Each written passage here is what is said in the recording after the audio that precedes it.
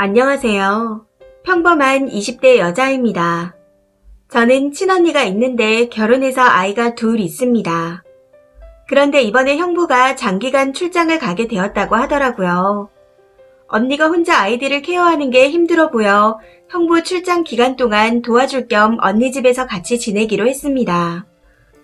요즘 이래저래 코로나로 다들 힘든 시기인데 언니도 생활비를 한 푼이라도 더 벌어보겠다고 투잡을 하고 있는 상태입니다.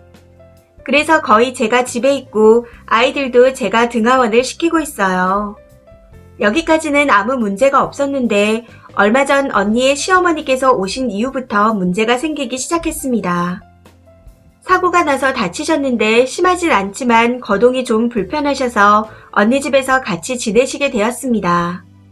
그런데 어느 순간부터 밥 먹다가 물 가져와라, 약 꺼내줘라 하며 자꾸 심부름을 시키시더라고요. 처음에는 몸도 불편하시고 저보다 나이가 한참 많은 어르신이니 그럴 수 있다 생각했습니다.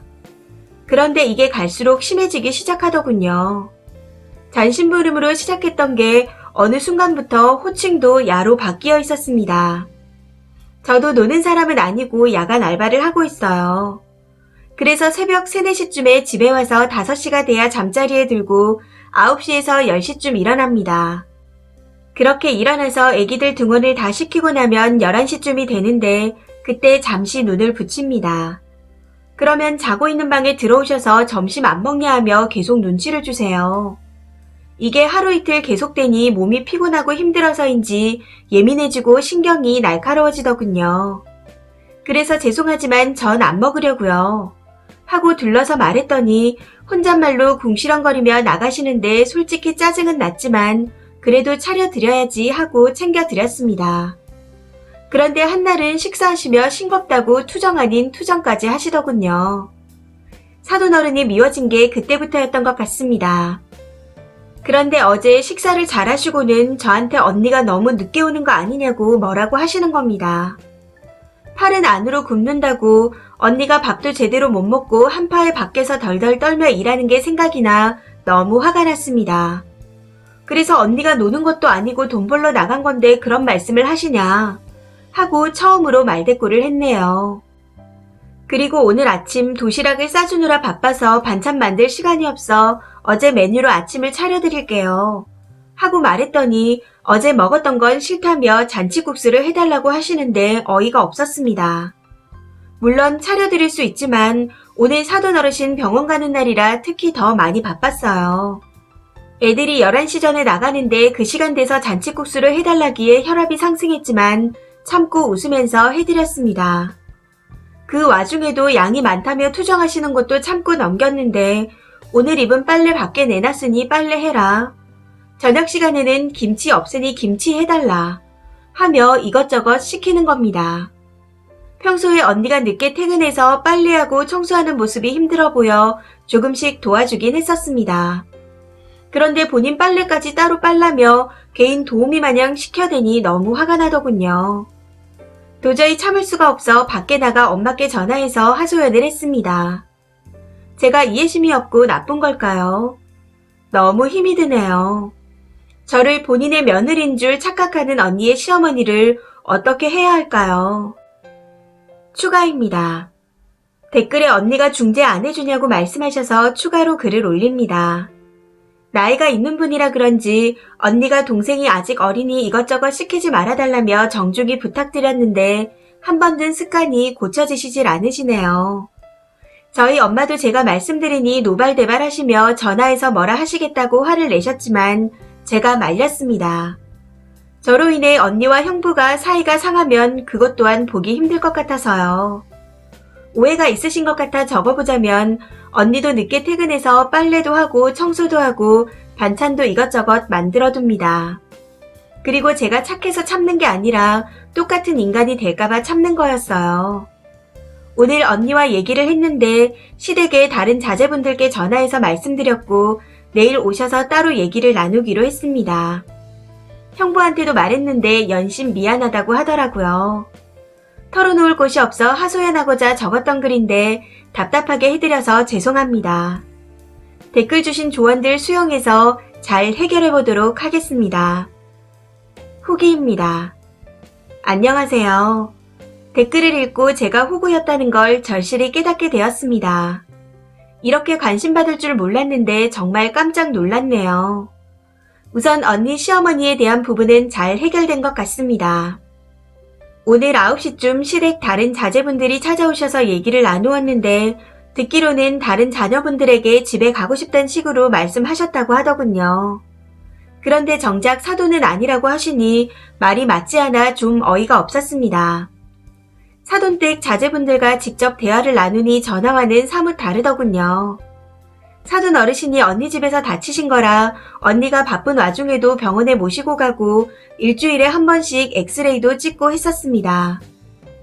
그때 전화상으로 왜 다친 거냐 노발대발하며 병원에 모시고 다닌 언니에게 수고했단 말 한마디 안 하시던 분들이 오늘 만나보니 순한 양이더라고요. 알고 보니 저희 엄마가 형부에게 전화해서 엄청 혼냈다고 하시던데 아마 형부가 본인 큰형님께 말씀드렸던 것 같았습니다. 그래서 그런지 큰형님께서 저한테 사과도 하셨고요. 또 형부가 영상통화로 사돈 처녀한테 야야거리는 게 뭐냐며 한 소리 하는 것도 들었습니다. 저도 댓글 읽고 더 이상 호구짓 하기 싫어서 말씀드렸어요.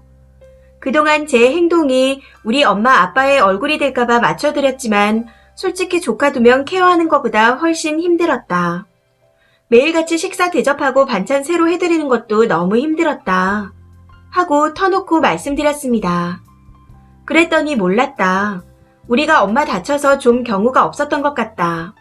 사돈어른께 전화드려 대신 사과하겠다 하고 형부의 큰형님께서 말씀하셨습니다. 언니도 사돈어른과 시댁 식구들에게 내가 시댁에 뭐 받은 거 하나 없는데 내 동생이 왜 이런 취급을 받아야 하냐. 어제 동생이 하는 얘기 듣고 기가 차더라. 하고 화를 냈습니다.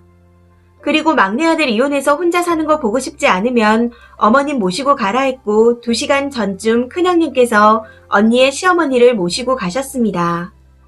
가시는 중에도 어찌나 안 가고 싶어 하시던지. 걱정해주시는 댓글과 조언해주신 댓글들이 많은 도움이 되었습니다.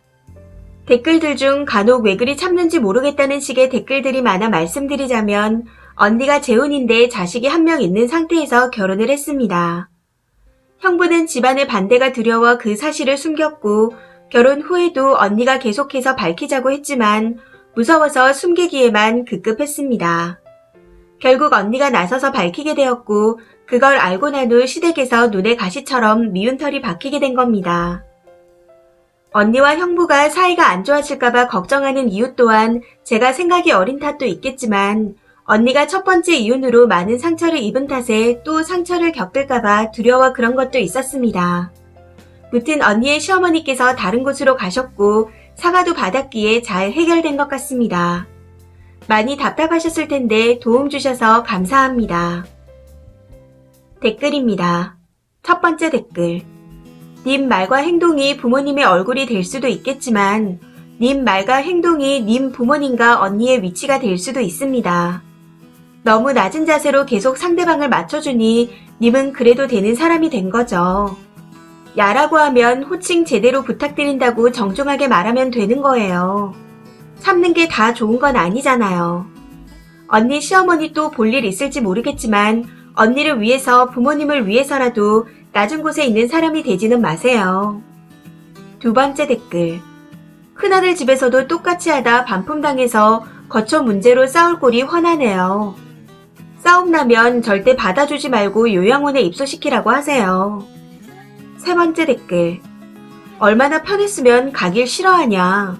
그런데 여기서 제일 나쁜 인간은 님 언니입니다. 저도 님처럼 언니한테 이용당해봐서 말하는 거예요. 애초에 고마운 거 미안한 거 아는 사람은 남 공짜로 안 부려먹습니다. 얼른 집으로 가세요. 애 봐준 공 없다는 거 괜한 얘기가 아닙니다. 네 번째 댓글. 님 행동 때문에 부모님까지 호구될 뻔 했었는데 잘 행동하셨어요. 후기에 재혼 얘기 보고 나서야 왜 이렇게 저자세로 나갔는지 이해가 좀 되네요. 앞으로도 할 말은 다 하고 살아요. 님 뒤에는 든든한 부모님이 있잖아요.